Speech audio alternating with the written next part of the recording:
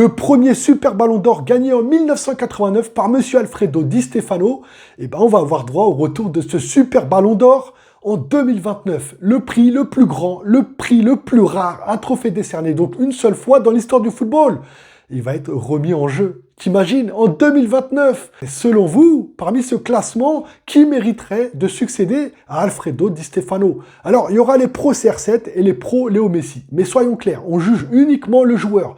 Pas besoin de voir la personnalité. En termes de joueur, on a CR7 qui a marqué son époque avec ses nombreux clubs où il est passé, et puis avec son pays, avec le Portugal, où il a gagné une compétition majeure, c'est vrai.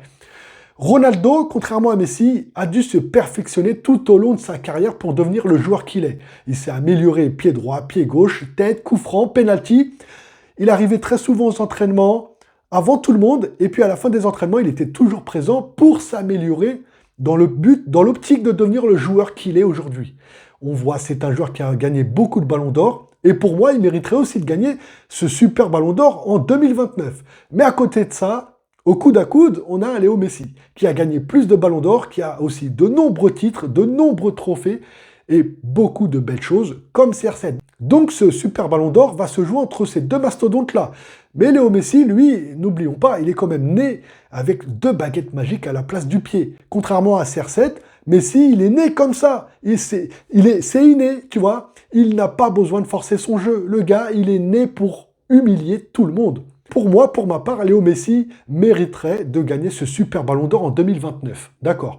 Mais on va éliminer ces deux mastodontes-là pour corser le truc, tu vois. Et tu me diras en commentaire, tu as le droit à deux joueurs qui, pour toi, pourraient succéder à Di Stefano en 2029 pour gagner ce fameux super ballon d'or. T'imagines un peu.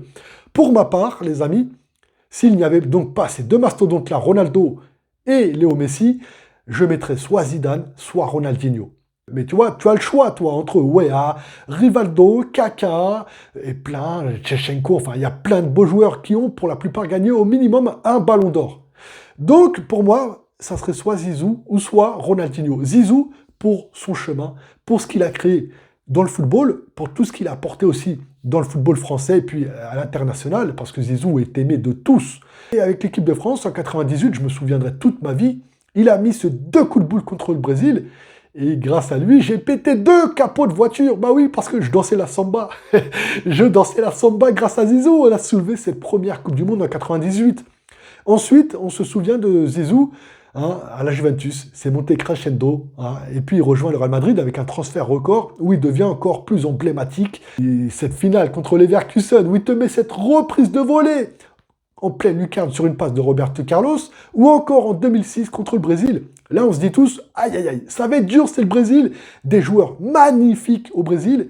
Et là, t'as Zizou qui se met en mode samba, il te fait danser tout le monde. De Zidane, il passe à Zizazino, à Zidounino, à tout ce que tu veux, mais il t'a fait danser tout le monde. Même les Brésiliens, ils ont dit, à la fin du match, on n'a pas compris, qu'est-ce qui s'est passé? Il a fait du sale. À Ronaldinho, à tout le monde, à tout le monde. Zidane était intouchable. Donc voilà, Zizou pour tout ce qu'il fait. Et puis d'ailleurs, ce match-là, on le remporte 1-0 sur une passe de Zidane, sur un coup franc. Et à la réception, c'était Thierry Henry qui nous fait gagner 1-0. C'était un match magnifique, tendu. Et puis Gilberto, il a eu mal, l'ancien joueur d'Arsenal. Enfin bref, tu l'auras compris, Zizou pourrait très bien gagner s'il n'y avait pas eu CR7 et Messi. Et à côté de lui, à la place de Zizou, moi, je verrais probablement Ronaldinho. Un ballon d'or. Et puis, partout où il est passé, que ce soit avec Paris, le Milan ou le Barça, c'était un joueur magnifique. Même si c'est vrai qu'avec Paris, il avait tendance à choisir ses matchs. Première équipe en Europe, on voit tout de suite que c'est un très grand joueur. Il a quelque chose en plus que tous n'ont pas. C'est un magicien, coup franc, et puis il t'élimine n'importe qui quand il en a envie. Quand c'était Marseille, il sortait le grand jeu. Mais quand on jouait contre Nantes, Sedan, on ne voyait un joueur qui n'en faisait pas plus. Après, Ronaldinho, je le mets aussi à côté de Zizou parce que pour tout ce qu'il a fait dans le football, donc. Mais au Barça, c'est un joueur magnifique. On voit le joueur qu'il est, complet aussi. Et puis, il te dribble n'importe qui, n'importe quand, où il veut, quand il veut. C'est un joueur, tout simplement, qui m'a marqué mon époque à moi. J'ai eu la chance de le voir éclore en arrivant en Europe au PSG et puis jusqu'au Milan AC, fin de carrière. Et puis, bon, voilà. Donc, moi, je vous demande de me mettre en commentaire quel auraient été les joueurs qui pourraient le gagner et succéder à Di Stefano s'il n'y avait pas eu CR7 et Messi? Bah oui, c'est trop facile. Si on laissait Messi et CR7, on sait que c'est ces deux joueurs-là au coude à coude.